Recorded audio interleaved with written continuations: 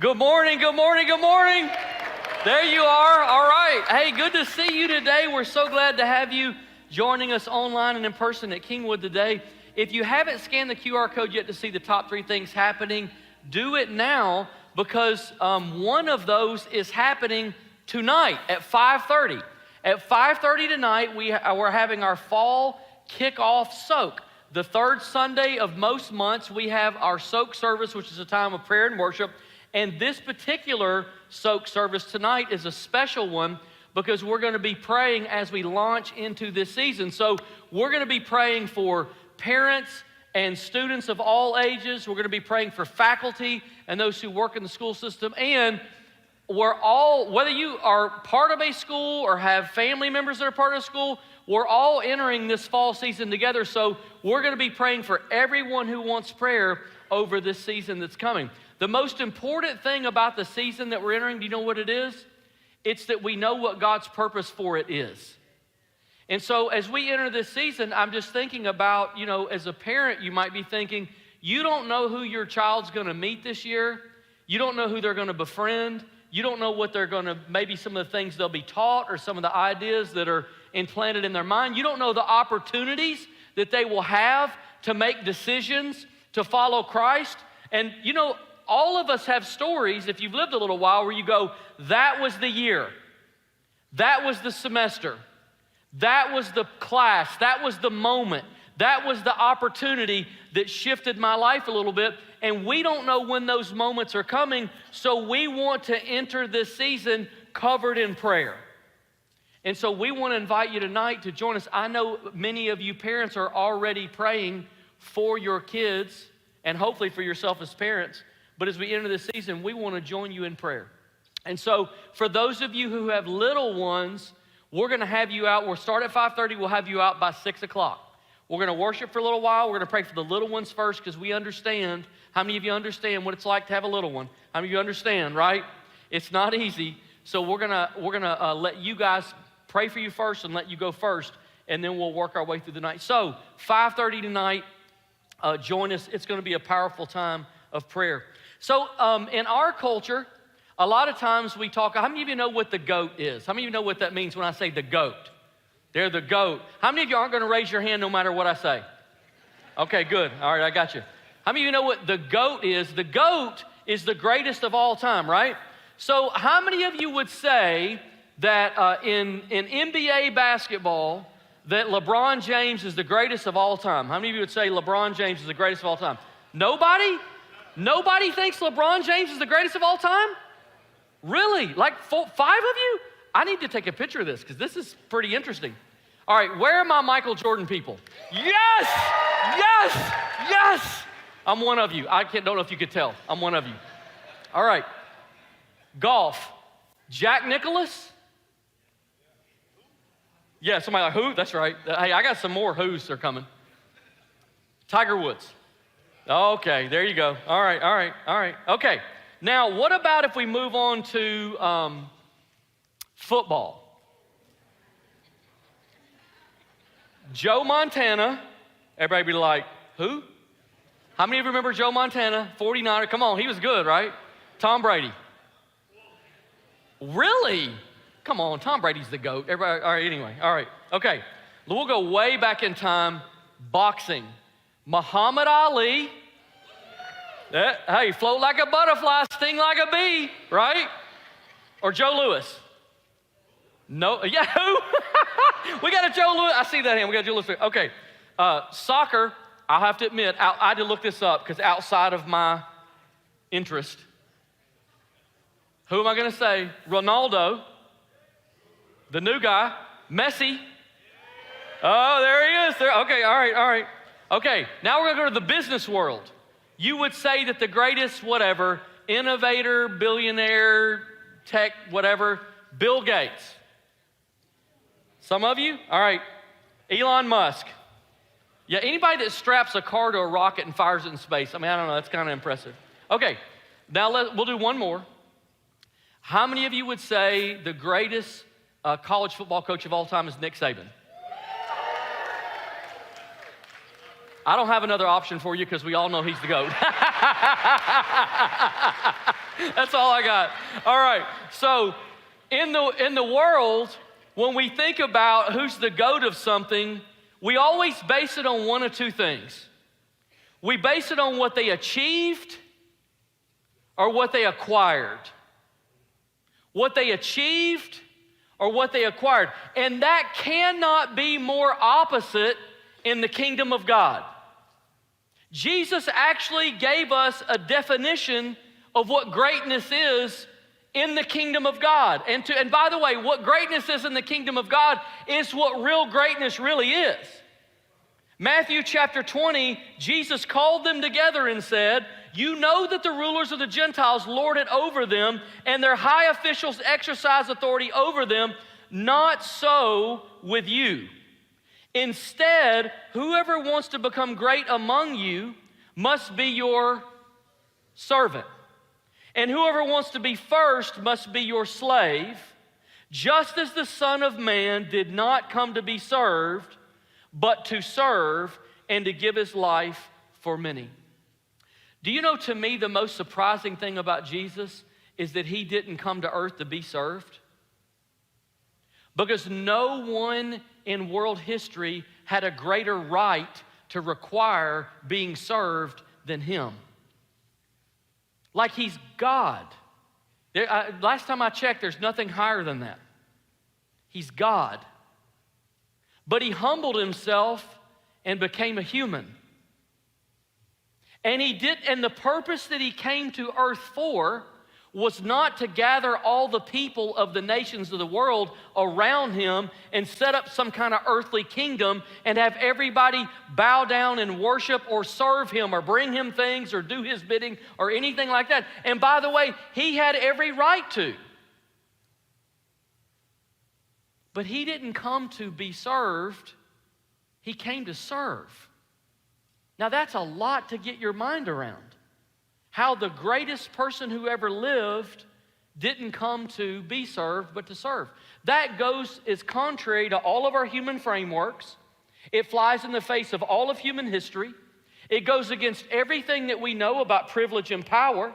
And if you look around our world today, the people who are public servants or famous people or whatever, most of the time, who's being served? They are. They show up to be served. But Jesus had more of a right than anyone else, but he became a servant. Jesus never tried to make his life easy or comfortable. He never tried to contour the world to himself. And as I shared with you last week, in my devotions a few months ago, I was studying Philippians, and I misread this passage all my life. And when I saw this verse for what it actually says, it reframed the whole passage to me that we started last week. We'll look at it again this week and again next week.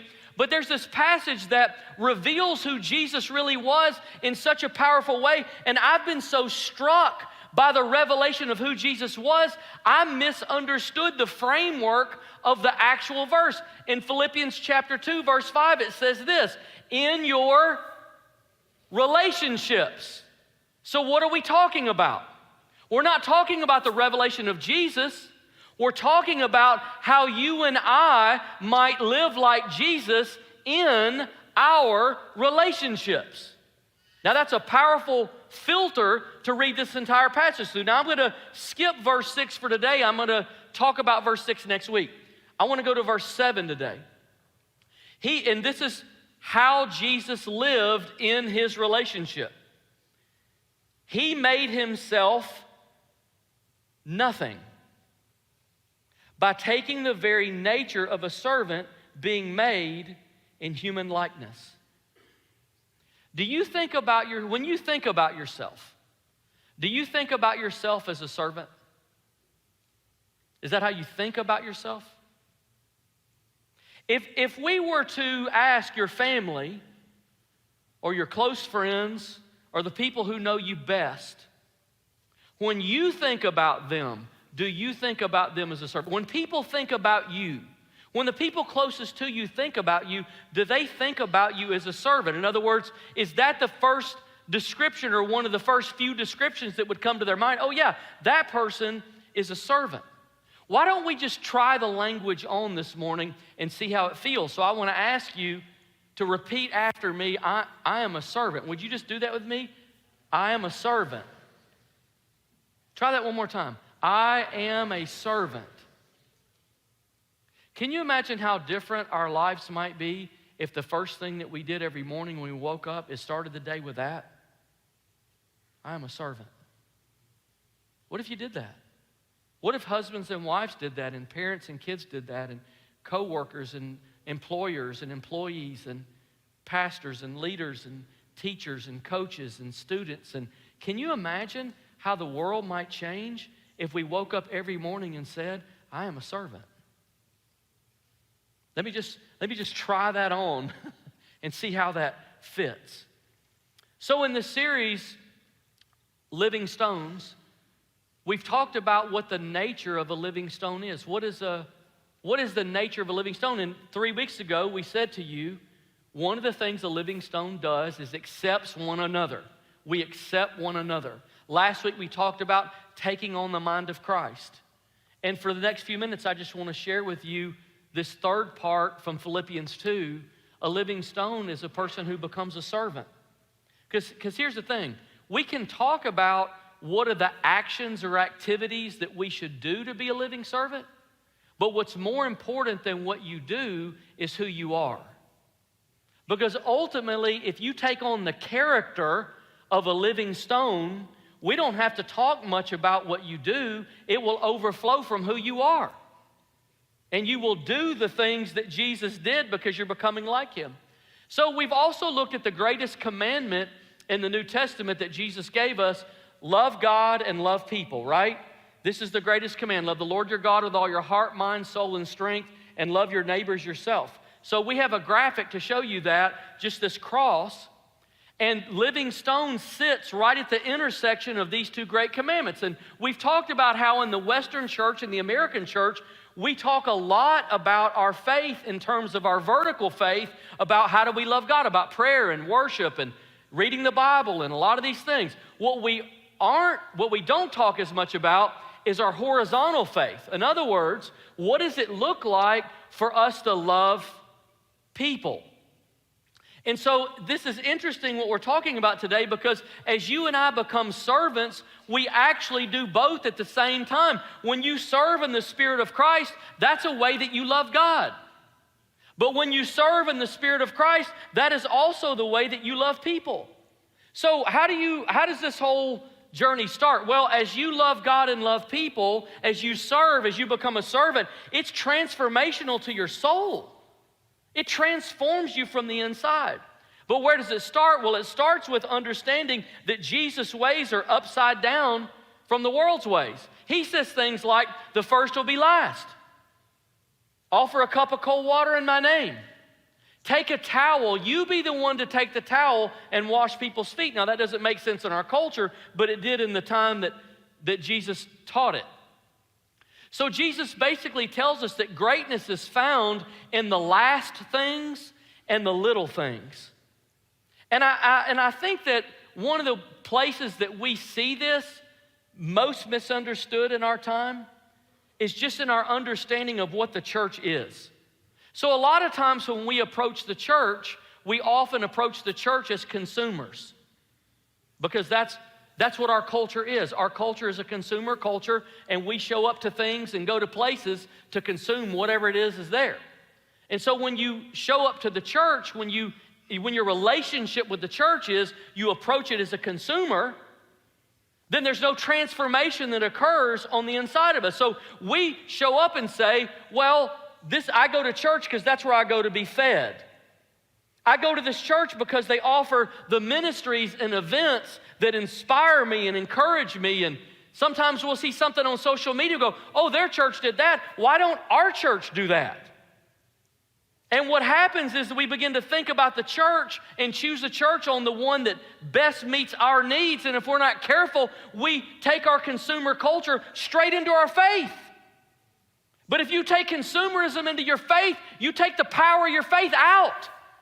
It has no ability to transform you anymore because you've defamed it. And so we think about the church kind of as a place to consume, an event to consume. But here's the thing. If you become a consumer Christian, you're not going to make a very good living stone. So the mission of the church is not to meet the needs of consumer Christians. The purpose of the church is to transform consumers into servants. Now think about that. Now why is that? Well, it's true because we're in the American culture. If we were in another culture, it would be the mission of the church to transform people from whatever that culture is into servants. But in our culture, it's to transform people from consumers into servants. But to turn all consumers into servants to Jesus is to make us living stones. Now, if making us servants, then one of the questions that we have to begin to ask ourselves is, maybe the most important thing about my church is not what I get from it, but what I give to it. Now, I understand that's a very controversial sounding thing to say, and it can sound so self-serving. Let me put it in a different context so that we might see it better. Maybe one of the ways to approach your family is to say, the most important thing about my family is not what I get from it, but what I give to it. Maybe one of the most important things about my marriage is not what I get from it, but what I give to it. Do you see what I'm saying? Because it's not in what you get that changes your life, it's in what you give. It's in the transformation that occurs inside your life that makes you a servant. And it transforms you. It's not in being served that your life changes the most. It's in becoming a servant. That's why Jesus himself said, it's more blessed, do you know the verse? To give than to receive. Why? Because it changes your life more. When you become a servant, you change the most. You begin to experience the life of God the most. And you may say, yeah, but where's the balance? Where's the balance, Pastor? You're just talking one side of this. Where's the balance? I'm not worried about the balance because the social media that's feeding in your pocket right now will correct everything I say by the time you get to the car. Let me just give you the other side this morning that you're not going to get on social media. Jesus said whoever wants to save their life must lose it. What does that mean? Well, we live in a culture that always wants to get, right? We're born into a world and we want to get. We want to get more customers and we want to get more votes and we want to get more likes and we want to get more money and we want to get more time off. And look, we all have basic needs that need to be met and should be met, and it's honorable to meet those. But I just want to ask you a question this morning, a question of examination. Is the true essence of life found in getting? Is that where life is? If you were going to look for the source of life in some activity, would that activity be in giving, in getting? Real joy and real peace and real life is not found in getting. Luke 17:33, Jesus said, whoever tries to keep their life will lose it. And whoever loses their life will preserve it. So let's just unpack that for a minute. If the focus of your life is on keeping your life, on not losing your life, on holding on to it and maintaining it, what Jesus is saying is it's actually a self-defeating effort. When you put yourself first, that's not what true life is. And we are obsessed in our culture with preserving life, with all the anti-aging and all the things, and the billions of dollars that are spent trying to buy significance for ourselves, as if what we have or what we do for ourselves or the comfort that we're able to provide for ourselves or the quality of life we're able to provide for ourselves, that somehow life is inside all of that. But Jesus is saying the more you try to keep your life, the more you will lose it. The harder you work to try to keep your life, you'll be like a person running in quicksand. You're sinking faster. The more we give our life away, the more of it we actually have. Isn't that interesting? So a life focused on serving takes on a worth and a dignity and a value that shines like a light in the world. So let me say it to you this way and just ask this question. I want you to take a moment and think, who is the person or the 2 or 3 people in your life that you are most grateful for? Just think about it. Just draw their image to your mind. Who is the person or the 2 or 3 people that when you, oh yeah, I mean like almost immediately you go, oh yeah, it's this person right here. Who is the person in your life that you're most grateful for? Or the people? I almost guarantee you there's something that's true about them. They're a servant. Because they have served you in some way that has blessed you, that has made you grateful for them. Isn't that right? They have served you in some way that has made you grateful for them. Now let me ask you another question. Who's grateful for you? Who in your life just says, you're the one that thought of me and cared about me and served me and blessed me, and I'm so glad that God put you on this earth because you've made such a difference in my life. Who says that about you? Because if there's somebody that's saying that about you, it's because you're serving them. Somehow or another, you've become a servant in their life. And to be a true blessing to someone and to serve someone else. Listen, this is what I'm trying to get you to say. If there's someone who can say that about you, and the more people that can say that about you, you know what's happening? The more transformed you're becoming and the more abundant life you are experiencing. Because your life is not found in what you get, it's found in what you give. And the people that you are blessing, and if you can begin to stack those up in your life and say, I'm a blessing to these people because I'm a servant, man, you're living life. That's what life is.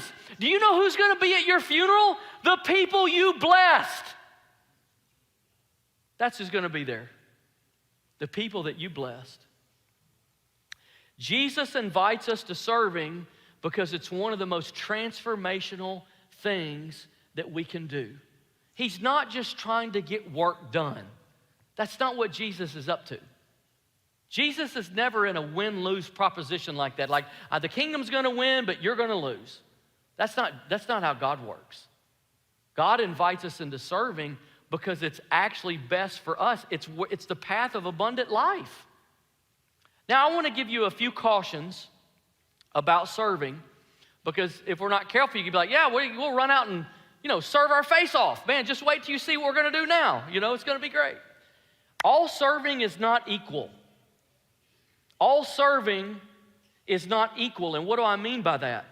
Well, there are 3 cautions I want to give you that strike right at the motivation of serving that help us, I think, clarify what it is we're really after. One is sometimes we serve people in an effort to try to change them. In other words, we say, if I just do this nice thing for them, or I serve them, or I, help them in this way, maybe it will change them somehow, at least make them nicer to me. Something, make them better people. It'll resolve this problem. It'll whatever. I'm gonna kill them with kindness in Jesus' name. It's kind of that kind of thing, right? Do you know people can see through that? Do you know that? Do you know when you serve a person with an ulterior motive, they can feel it? And they know that you're up to something, and actually it's less like serving and more like manipulation. And so I just want to offer that caution to us about serving. Here's the second one. Sometimes we serve because we think if we do, we'll get a reward. And let me tell you the most deceptive reward that exists for serving. It's appreciation. Sometimes we serve because we think if we do, we'll be noticed. Sometimes we serve because we think if we do, that it will form an opinion in other people of us, and they'll say, oh, that's a good person. So we're serving to try to build a reputation. And that's not what I'm talking about either. And then the last one is sometimes we serve out of obligation. In other words, we say, what's the minimum thing that I need to do? Let me check the box so I can say that I did my part, I did my time, I did the thing. But that's not serving. Serving is when you're in tune with the needs of the other person, the true needs of the other person, and you help them even if it requires you to go past what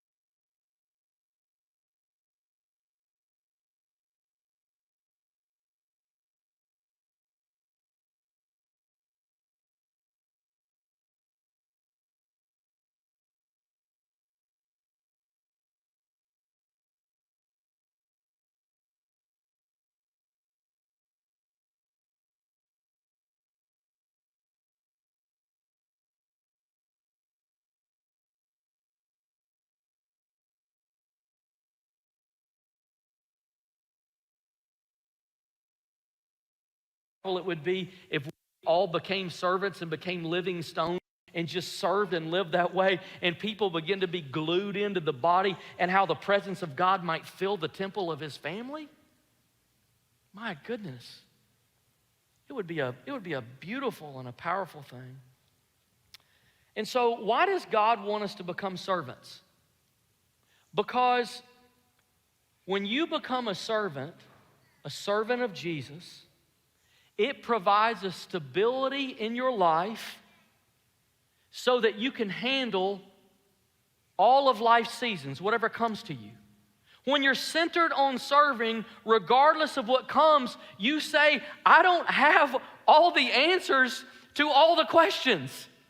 But there's one thing that I'm 100% certain of, and here's what it is. I am a servant. So, here's a cup of cold water.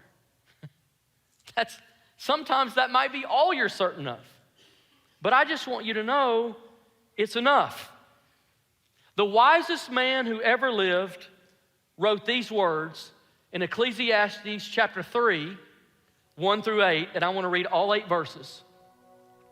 There is a time for everything, and a season for every activity under the heavens. A time to be born and a time to die. A time to plant and a time to uproot. A time to kill and a time to heal. A time to tear down and a time to build. A time to weep and a time to laugh. A time to mourn and a time to dance. A time to scatter stones and a time to gather them. A time to embrace and a time to refrain from embracing. a time to search, and a time to give up. A time to keep and a time to throw away. Some of you don't know that. That's why your garages are filled with junk. There's actually a time to throw away. A time to tear and a time to mend. A time to be silent. And a time to speak. A time to love and a time to hate. A time for war and a time for peace. Do you know what one of our greatest problems is in trying to become a servant of Jesus Christ? Is we actually believe that all of life should only be a time to love and a time to have peace and a time to speak up and a time to get. But life should never be a time to lose or to die or to throw away or to give up. But let me tell you why being a servant of Jesus is such a powerful thing. Because when you're a servant of Jesus, you realize that life is not all about gains. Sometimes it is about giving up and letting go and losing and all of that. And so the reason that that's powerful and it makes you resilient and stable is because when those seasons come, you won't say, well, God left me. Because God's only here when I'm gaining. He's only here when there's peace. He's only here when things are good. But we have a God that is good for all seasons. And if you're a servant of His, you can endure the seasons. Because you know not all seasons are the same. Seasons change. He's a God of every season. You know, this morning I just want to highlight a friend and a co-laborer and a partner. For those of you who've been around Kingwood for a while, you know Pastor Clark and Kelly and their family. They've served with us for 30 years. And today's their last Sunday with us. And so if you're new to Kingwood, you might not know that history, so I want to share it with you.